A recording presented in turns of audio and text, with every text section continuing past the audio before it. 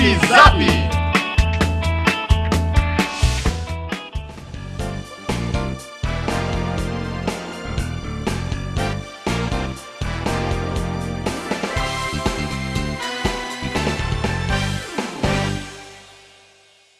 Eu converso com o professor Ângelo Assis, do Departamento de História da Universidade Federal de Viçosa, e o nosso assunto é justamente os fatos curiosos da história. Bom, será que a história está sendo contada como nos antigos livros? Professor, o povo inventa um ponto, aumenta o conto e muda a história?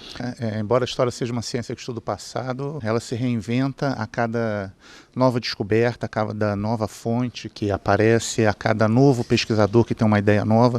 Então o tempo inteiro ela está mudando. Por isso, não é exatamente quem conta um conto aumenta um ponto, mas quem conta um conto conta sempre uma nova versão desse conto. Existem muitas verdades e não uma verdade só na história.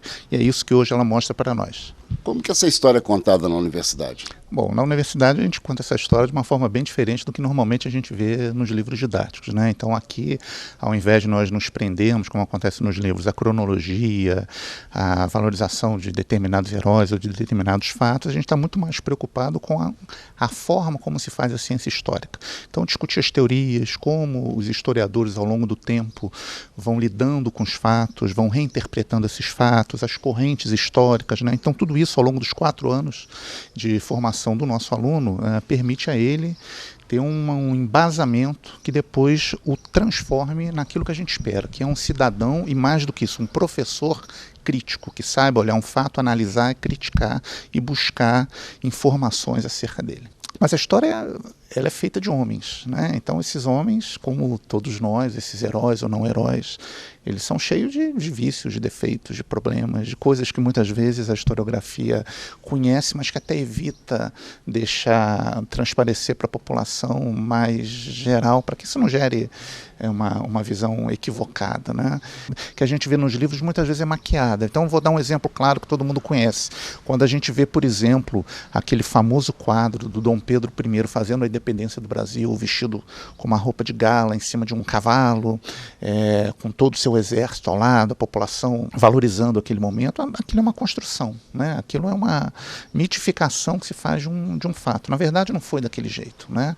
Mas mesmo nós, historiadores, que sabemos que não foi assim, quando se fala em independência do Brasil, uma das primeiras imagens que vem é desse quadro, né? Então, de alguma forma, isso cria uma noção, né, de ligação com o passado para tentar valorizar isso. A figura do Tiradentes, a mesma coisa, né? Essa cristificação, ou seja, essa necessidade que se teve num determinado momento da história de colocar o Tiradentes quase como uma figura de Jesus Cristo, né? O Jesus Cristo brasileiro, que veio para nos salvar, que veio para trazer a liberdade da pátria. Se 10 vidas eu tivesse, 10 vidas eu daria, né? Em muitos pontos se aproximando com o próprio discurso cristão, né? Então, isso tudo é uma construção da história.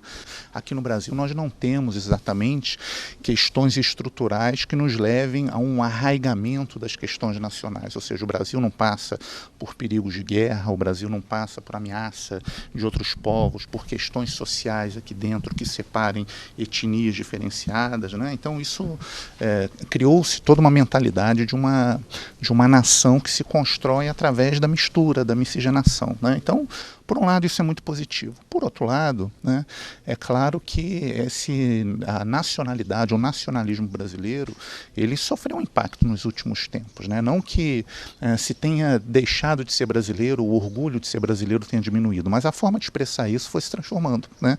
Durante a ditadura militar era muito comum, por exemplo, nas escolas, todo dia de manhã os alunos cantavam o hino nacional, né? Valorizavam a bandeira, os símbolos pátrios e tudo. Hoje a gente não encontra mais, né? As paradas militares que existiam de 7 de setembro, né? Foram esvaziadas em muito sentido. O que não significa dizer que não somos mais nacionalistas. Significa que nós temos hoje uma outra visão, né? O impacto de muitas vezes ligar essa ideia da nacionalidade com as questões da ditadura, né, com os sofrimentos que a ditadura trouxe para o país, com a falta de liberdade, muitas vezes levou, né, a sociedade brasileira a deixar de expressar essa sua valorização da pátria da forma como fazia antes. Mas é muito comum, por exemplo, a gente ver momentos em que essa valorização da pátria está muito aflorada. Um grande exemplo para nós é o futebol, né? Quando tem Copa do Mundo, para tudo, né? Para a guerra, para a discussão, para conflito. Todo mundo veste o verde e amarelo. E todo mundo veste o verde e amarelo. Então isso é uma prova de que o Brasil é, em muitos sentidos ainda, aquilo que o Nelson Rodrigues dizia, a pátria de chuteiras, né? Então o futebol é uma das formas de ligar o Brasil com esse amor à pátria. Mas não só, tem outros elementos, né, que acabam de uma forma ou de outra nos valorizando, né, pelo fato de sermos brasileiros. Bem, então vamos conhecer qual é o pensamento do Exército Brasileiro hoje para passar esse sentimento de civismo, patriotismo para o jovem aqui no Brasil. Está aí, o diretor do DG.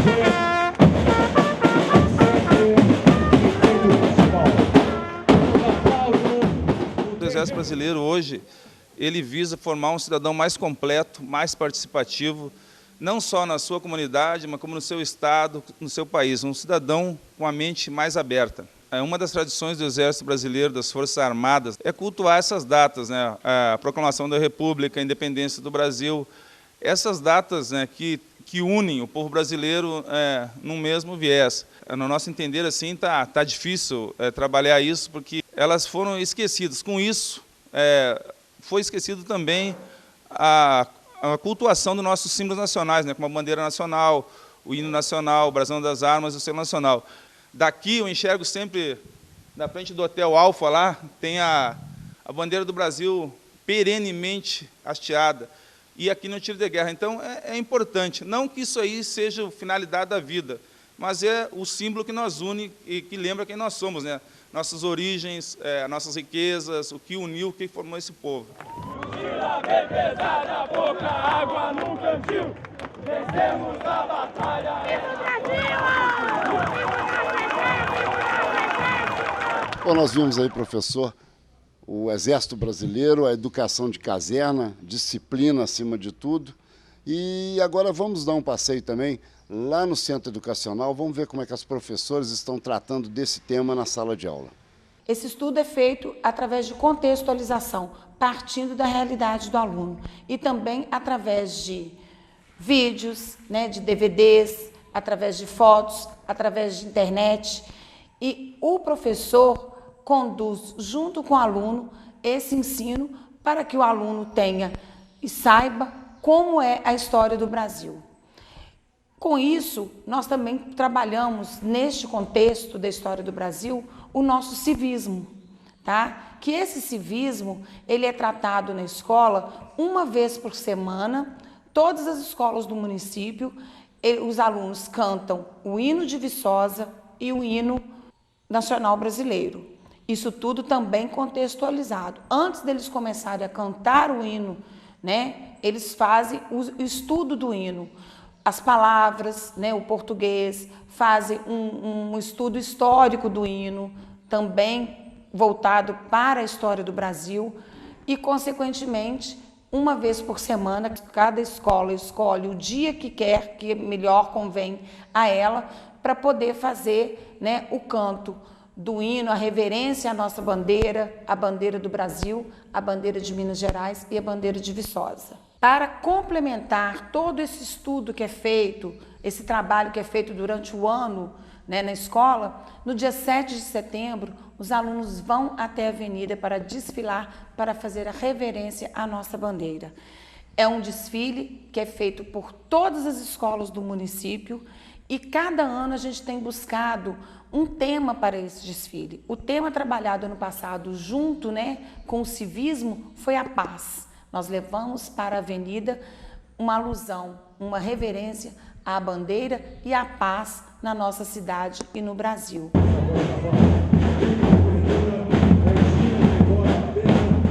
Bem, nós vimos aí o desafio das professoras, né? Professor, considerações finais do nosso programa de história? Buscar compreender, né, que a nossa história é muito rica e é de todos nós. Então, todos nós precisamos conhecê-la bem. É Legal. isso. Bom, a gente vê daqui a pouco a história da Univiçosa, a maior faculdade particular da região.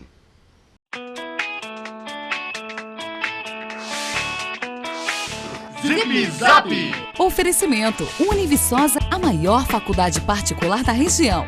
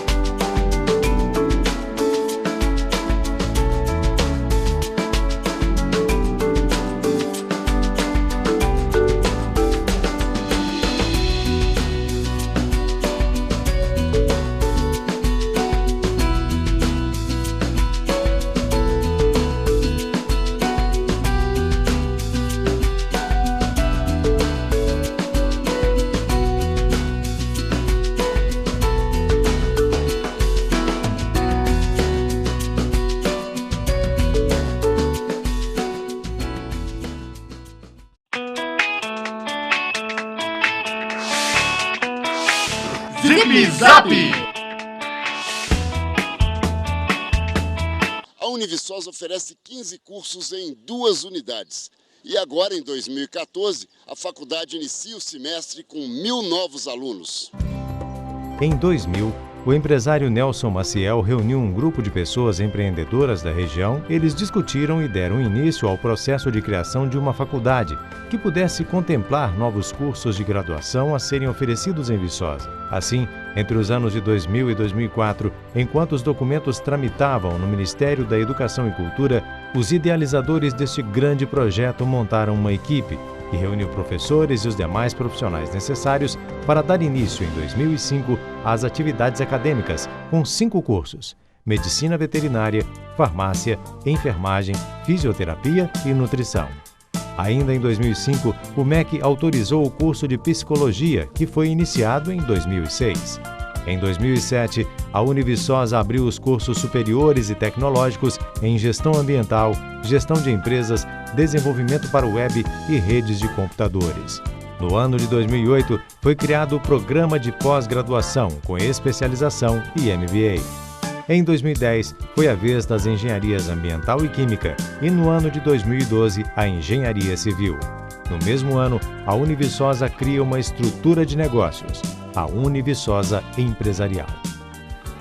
A Univiçosa Empresarial é uma empresa pertencente à Univiçosa que tem como objetivo principal criar empresas, gerenciar empresas, para que essas empresas no futuro se tornem franqueadoras e que possam ser franquias para cada aluno da Univiçosa ter a oportunidade de desenvolver um trabalho profissional logo após a saída da Univiçosa. Vamos dar como exemplo o curso de Medicina Veterinária.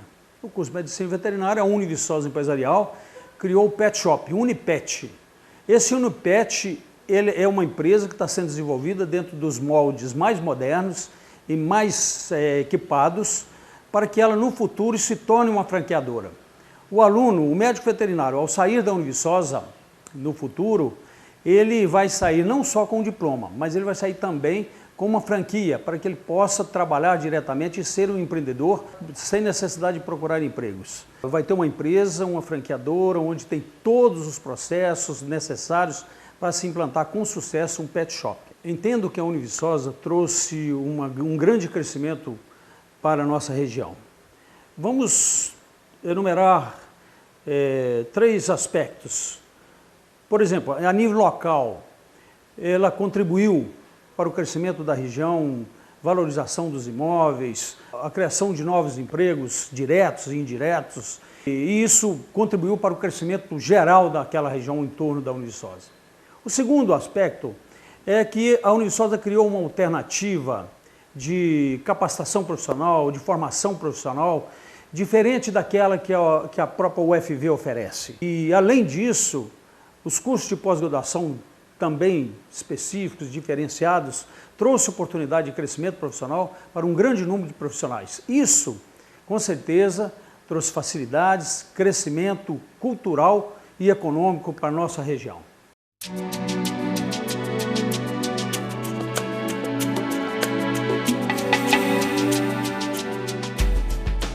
2014 é um ano importante para a Univiçosa, né? Um ano que a gente completa aí 10 anos de credenciamento e iniciamos de uma forma muito positiva. É uma história que vem sendo assim construída no dia a dia por professores, por técnico administrativo, pelos alunos, né? Pela direção, todos respaldados aí pelo grupo de mantenedores, né? Que são os proprietários da instituição, que tem como objetivo principal oferecer ensino de qualidade e melhorias à comunidade de Viçosa e região.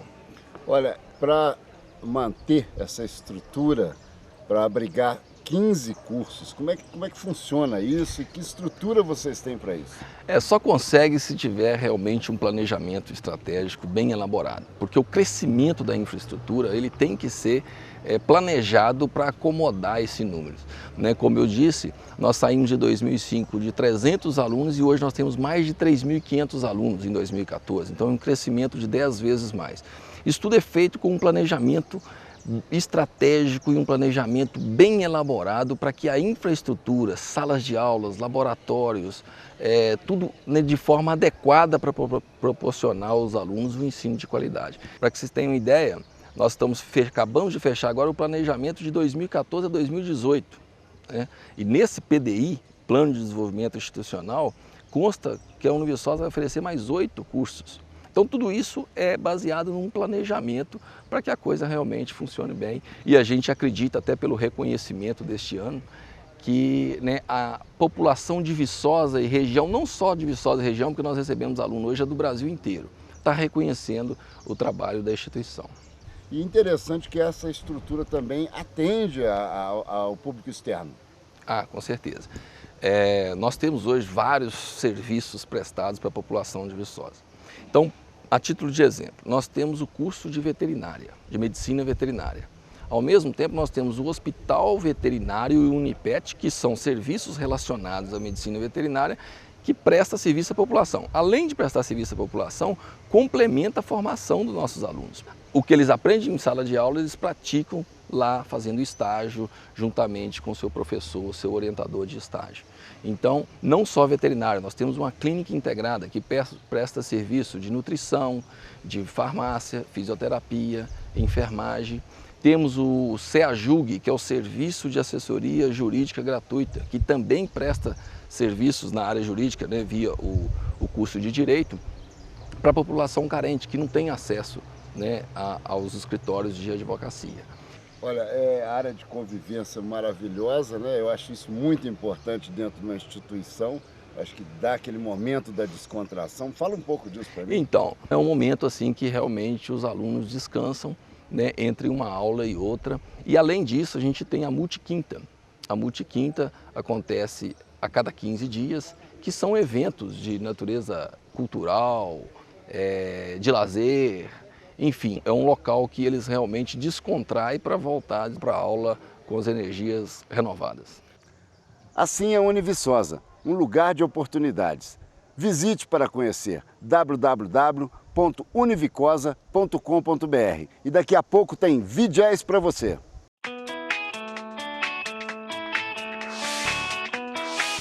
Zip Zap! Oferecimento Univiçosa, a maior faculdade particular da região.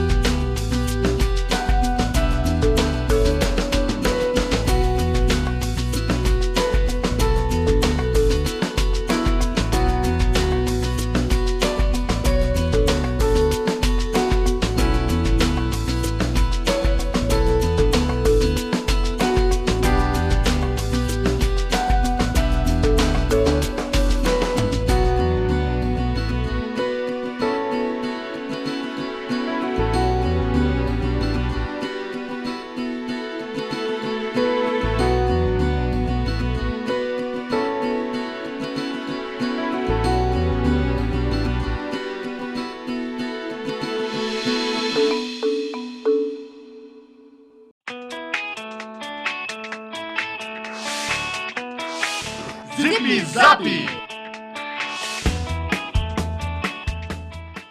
Bem, durante este programa eu estive vestindo a grife V-Jazz by Sérgio Ramos. Bom, o nosso assunto agora é esse importante festival de Jazz and Blues que começou aqui em Viçosa e que hoje faz parte da programação cultural de toda a região. Eu vou conversar agora com o Dr. Sérgio Lopes, que é o idealizador do projeto. Ele com a sua equipe estão trazendo para esta região, para o interior de Minas, talentos nacionais e internacionais, com certeza que fazem desse festival um dos melhores eventos de música do Brasil.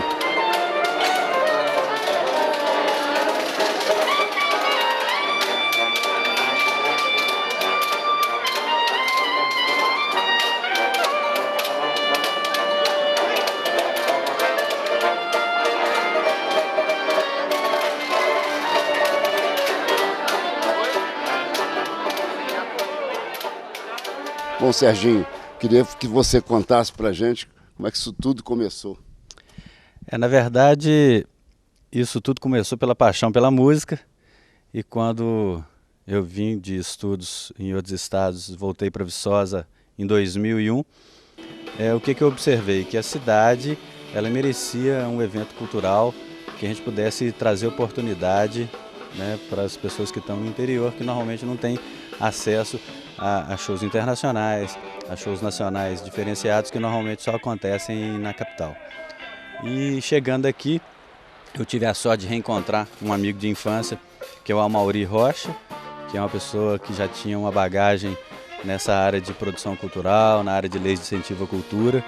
Então, daí nós começamos a arquitetar, e onde tivemos a primeira edição do festival aqui dentro desse auditório maravilhoso do Espaço Fernando Sabino, isso no ano de 2007.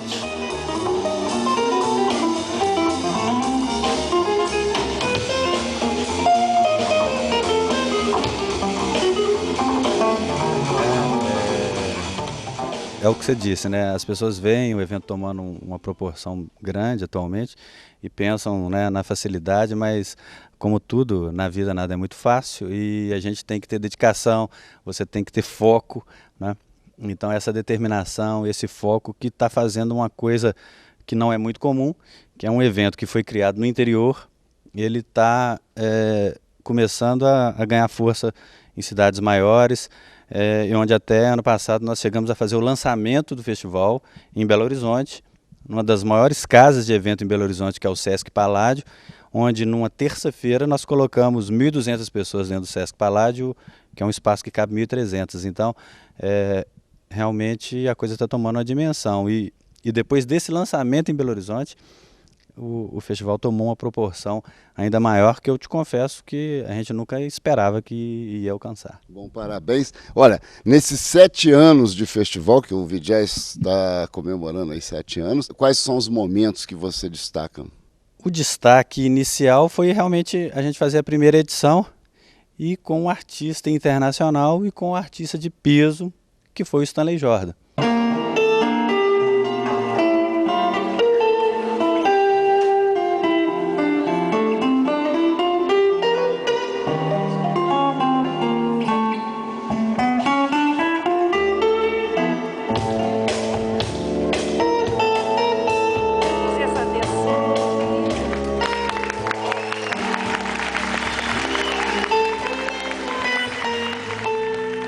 Falar momentos, com certeza a gente vai esquecer algum, mas outro que foi muito marcante, é uma das maiores virtuosas da música instrumental brasileira, que é um grande maestro, que é o Wagner Tiso.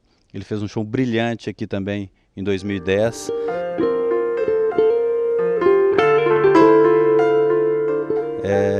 E fiquei sabendo logo em seguida que ele ficou maravilhado, primeiro com o espaço aqui, com a universidade, com a produção, e foi uma das grandes figuras que ajudou a expansão do V-Jazz, porque ele falou muito bem da gente com outros produtores, com outros músicos.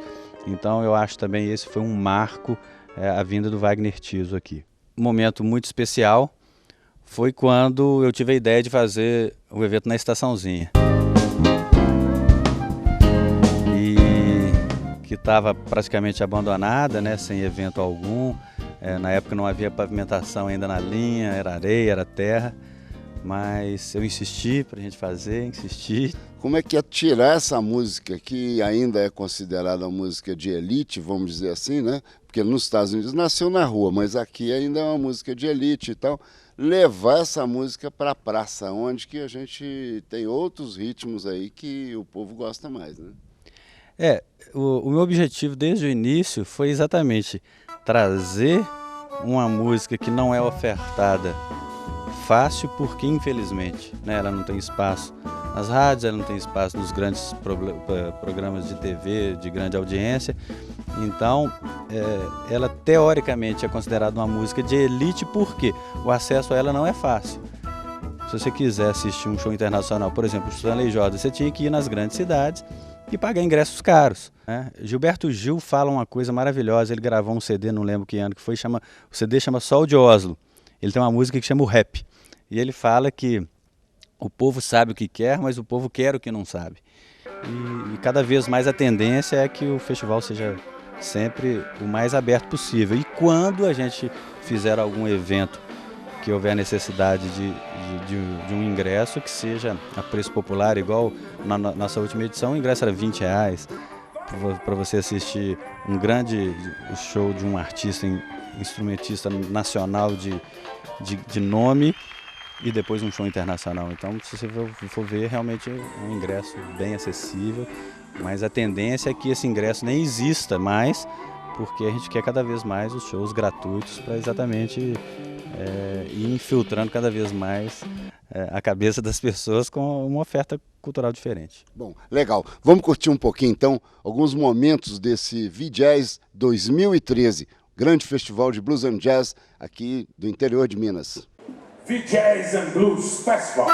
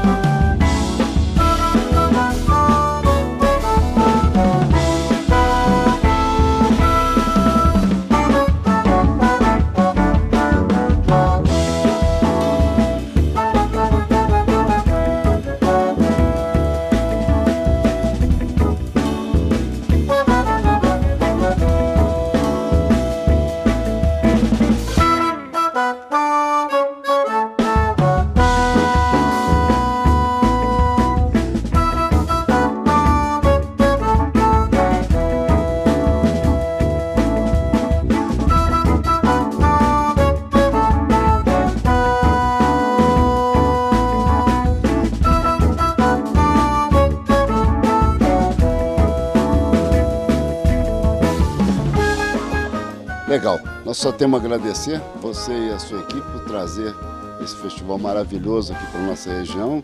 Realmente isso envaidece o viçosense e a todos aqui da nossa região. Parabéns, e vamos aguardar agora então a edição de 2014 em agosto. Ok, eu que queria agradecer imensamente a você, Chico, pela essa oportunidade, esse trabalho muito bacana que você sempre tem feito nessa área jornalística, e vida longa para o Zip Zap aí. Bom, legal. Para nós, Zip Zap V-Jazz. Bom, vou ficando por aqui e aquele abraço. Tchau. Zip Zap. Oferecimento Univiçosa, a maior faculdade particular da região.